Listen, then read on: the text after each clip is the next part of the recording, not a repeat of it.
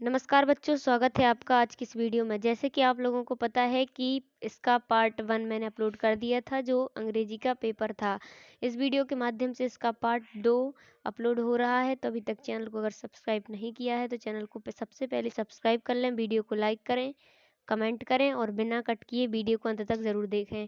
जैसे कि आप लोगों ने देखा होगा कि अर्धवार्षिक की परीक्षा आपकी चल रही है और 2024 से 25 के बीच की परीक्षा है और विषय आपका अंग्रेजी है, जो कि आपने देखा होगा कि अंग्रेजी का सब्जेक्ट है। ठीक है, 16 तारीख को आपका हिंदी का पेपर था, इसी प्रकार 17 तारीख को आपका गणित का पेपर था। आज इस वीडियो के माध्यम से विषय जो कि आपका इंग्लिश है, बुधवार के दिन 18 तारीख को इसका पेपर है। तो चलिए सबसे पहले इसका समय देखते हैं। 2.5 घंटे का समय है, पूर्णांक इसके 60 हैं। तो जैसे कि आप लोगों ने देखा होगा कि इसका पार्ट 1 था, जिसमें 1 से लेकर के 10 तक के वीडियो थे और प्रत्येक वीडियो एक एक अंक के थे। तो इस वीडियो के माध्यम से आपने देखा होगा कि 11 से स्टार्ट करने हैं, जो कि क्वेश्चन और आंसर हैं। उस वीडियो में 11 तक ही बता दिए थे मैंने। इस वीडियो के माध्यम से 12वां प्रश्न करना है। आपने ए और 11वें प्रश्न का आंसर देख लिया होगा। इस वीडियो के माध्यम से प्रश्न नंबर 12वां स्टार्ट करना है बच्चों।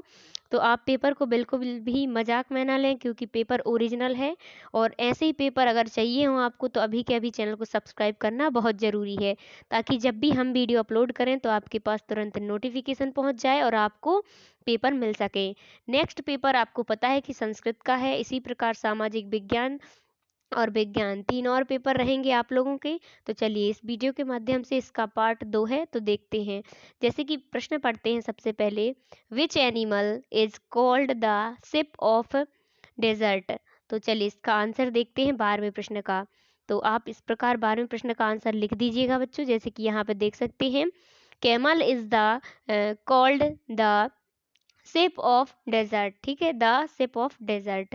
तो इस प्रकार आप 12वीं का आंसर यहाँ से यहाँ तक लिख दीजिएगा बच्चों। चलिए नेक्स्ट देखते हैं। इसके बाद 13वां प्रश्न, यानी कि क्वेश्चन 13 क्या है, way is camel called the shape of the desert. तो चलिए 13वें प्रश्न का आंसर इस प्रकार लिख देना है, the camel is called the shape of the इधर क्या लिखना है यहाँ पे, फिर यहाँ पे because it is the prime means of transport in the desert. तो इस प्रकार आप 13वें का आंसर यहाँ से यहाँ तक लिख दीजिएगा बच्चों। तो चलिए 13 क्वेश्चन हो चुके हैं। नेक्स्ट देखते हैं क्वेश्चन नंबर 14। तो आपको 14 में क्या करना है, the young on off luck is. तो यहाँ पे क्या आ जाएगा 14 में, तो आप यहाँ पे लिख सकते हैं, the young on off luck is a ducking. ठीक है, तो इस प्रकार आप 14वें प्रश्न का आंसर यहाँ से यहाँ तक लिख दीजिएगा बच्चों। नेक्स्ट रहेगा प्रश्न नंबर 15। तो चलिए पहले प्रश्न पढ़ते हैं, क्या है 15वें में कंपाउंड वर्ड एनी टू। तो यानी टू यानी कि 2 वर्ड लिखने हैं। यहाँ पे आप देख सकते हैं 15वें प्रश्न में। तो इसका आंसर इस प्रकार आप लिख दीजिएगा। क्या लिखोगे आप, इस प्रकार इसको लिखना है, लैंड स्लाइड, फिर इसके बाद इसको लिखना है, फिर इसके बाद इसको लिख देना है। ठीक है, तो 15 क्वेश्चन यहाँ से यहाँ तक ये कंप्लीट हो चुके हैं। नेक्स्ट 16वें में आपको सी और नो लिख देना है। क्या लिखना है, 16वां प्रश्न आप देखिएगा यहाँ पे, इसमें सी और नाउ। तो इस प्रकार इसकी क्या लिखना, राइट द होमोफोन्स ऑफ। तो इस प्रकार आपको लिख देना है 16वें में। ठीक है, नेक्स्ट 17वां प्रश्न है। आप 17वें प्रश्न को पढ़ लीजिएगा सबसे पहले। क्या है, why did the khalifa not punish the old man. तो इस प्रकार 17वीं का आप क्वेश्चन देख सकते हैं सबसे पहले।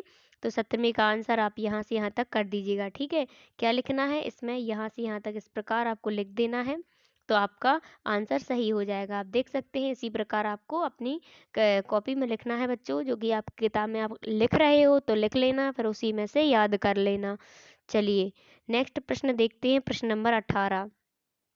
तो 18वें प्रश्न में आप देखिएगा क्या है, what did Vinod notice when he approached the train. तो इसके बाद 18वीं का प्रश्न जो है, इसका आंसर इस प्रकार आपको यहाँ से यहाँ तक लिख देना है। तो 18वें प्रश्न कंप्लीट यहाँ से यहाँ तक सारा हो जाएगा। ठीक है बच्चों, वीडियो ज़्यादा लंबी हो जाएगी इसीलिए पढ़ना नहीं है मेरे को। ठीक है, तो आप खुद से लिख लीजिएगा, आप वीडियो को रोक करके लिख सकते हैं। नेक्स्ट इसके बाद रहेगा प्रश्न नंबर 19वां। तो आप 19वें प्रश्न को किस प्रकार लिखेंगे?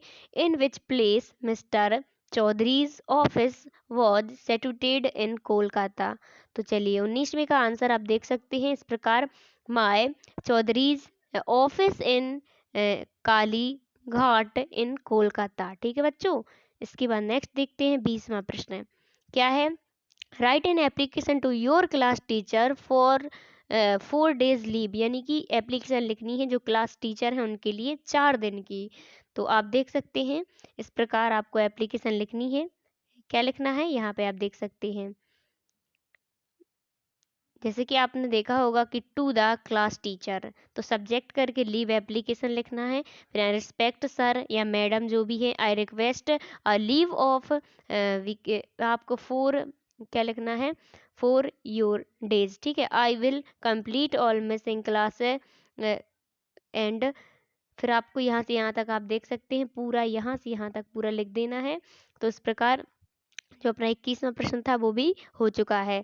चलिए इसके बाद नेक्स्ट देखते हैं प्रश्न नंबर 22। क्या रहेगा 22वें प्रश्न में? I was come from Bhopal change into future continuous. ठीक है। तो आपको इस प्रकार आप देख सकते हैं किसी प्रकार 20वां प्रश्न था ये, तो आपको 20वां प्रश्न लिखना है। इसके बाद 21वें प्रश्न में एप्लीकेशन लिखनी है। फिर 22वें प्रश्न में I will be coming from Bhopal. ठीक है, इतना लिख देना है। चलिए 23वां प्रश्न देखते हैं इसके बाद बच्चों।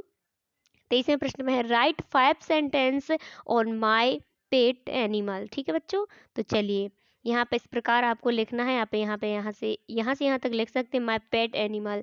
पहला point, max in my dog he has soft golden fur and loving विराव आइस। ठीक है। इसके बाद आप देख सकते हैं 5 पॉइंट्स लिखने हैं, तो यहाँ से यहाँ तक आप लिख दीजिएगा, 5 पॉइंट हो जाएंगे। ठीक है बच्चों। चलिए नेक्स्ट प्रश्न नंबर 24वां देखते हैं। 24वें प्रश्न में क्या पूछा है? सबसे पहले इसका क्वेश्चन पढ़ते हैं। क्या? Describe right visitor in your one word. ठीक है। तो चलिए 24वां प्रश्न यहाँ से यहाँ तक करना है आपको, तो 24वें प्रश्न का आंसर हो जाएगा।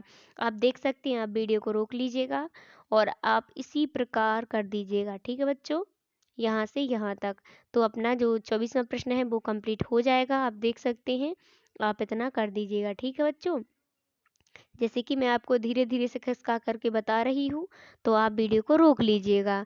इसके बाद नेक्स्ट देखते हैं प्रश्न नंबर 24 के बाद 25वां रहेगा। ठीक है बच्चों, और 26वां। तो 24वें प्रश्न के बाद पढ़ते हैं प्रश्न नंबर 25। क्या है 25वें प्रश्न में? सबसे पहले प्रश्न पढ़ते हैं बच्चों। तो आप देख सकते हैं यहाँ पे रीड द पोएम केयरफुली, यानी कि 2 पोएम दी गई हैं और उनके कुछ एक पोएम दी है 25वें में। आप इसको पढ़ सकते हैं पोएम को, और पोएम के नीचे कुछ क्वेश्चंस दिए हैं, जैसे कि आप देख सकते हैं 1 2 3 4 5 क्वेश्चन दिए हैं। तो इन क्वेश्चनों के आंसर देने हैं। तो आप यहाँ पे इस क्वेश्चन के आंसर दीजिएगा। देखिएगा यहाँ पे ध्यान से। पहले में आपको क्या लिखना है? पहले में, ठीक है, दूसरे में, तीसरे में, चौथे में, 5वें में, इस प्रकार आपको लिख देना है। ठीक है। तो आपकी आंसर जो भी हैं वो कंप्लीट हो जाएंगे 25वें प्रश्न के। नेक्स्ट लास्ट रहेगा प्रश्न नंबर 26। तो 26वां प्रश्न देखते हैं यहाँ पे। Write a paragraph on any one of following personalities. ठीक है। तो इस प्रकार आप देख, महात्मा गांधी है, रानी लक्ष्मीबाई है, स्वामी विवेकानंद हैं। तो चलिए देखते हैं इनके ऊपर यहाँ पे लिखना है, तो आप लिख दीजिएगा निबंध। ठीक है बच्चों। चलिए महात्मा गांधी पे लिखना है इस प्रकार, Mahatma Gandhi was a great. यहाँ पे आप देख सकते हैं, क्योंकि वीडियो ज़्यादा लंबी हो जाएगी तो आप खुद से कर लीजिएगा। ठीक है बच्चों। तो इसी प्रकार महात्मा गांधी जी पे एक निबंध लिखना है, तो आपको यहाँ से यहाँ तक पूरा लिख देना है बच्चों। तो इसी प्रकार 26वां प्रश्न कंप्लीट हो चुका है। तो ऐसे ही वीडियो को देखते रहें, चैनल से जुड़े रहें, ताकि आने वाले सब्जेक्ट भी आपको मिल जाएं।